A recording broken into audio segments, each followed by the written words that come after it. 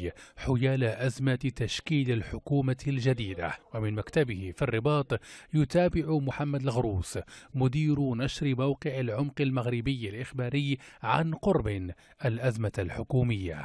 أضرار ومخاطر تأخر أو تأخير وعرقلة تشكيل الحكومة، أعتقد أضراره كبيرة. هناك كلفة بلغة المال. اليوم عندنا قانون مالية معطل، عندنا مصالح اقتصادية متوقفة، اليوم كنهضروا على حكومة تصريف أعمال. وتشير تسريبات الصحافة المغربية إلى أن الأزمة الآن هي بين بن كيران كرئيس حكومة مكلف من العاهل المغربي وكأمين عام لحزب العدالة والتنمية الأول انتخابيا، وبين عزيز أخنوش الأمين العام لحزب التجمع الرابع انتخابيا، إلا أن الشارع لا يشعر بتأثير كبير. امور تغاضى.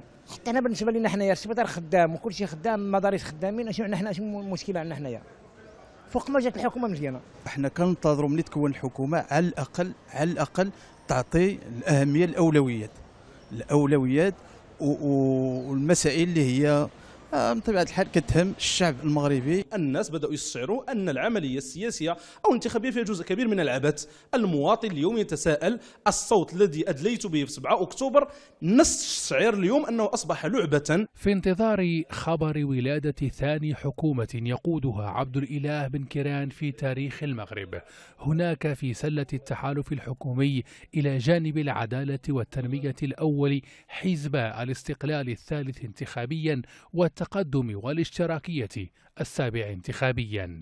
يعيش المغرب أطول أزمة في تشكيل الحكومة الجديدة، فيما البرلمان الجديد المنتخب يوم 7 أكتوبر الماضي ينتظر ولادة ثاني حكومة يقودها حزب العدالة والتنمية الإسلامي.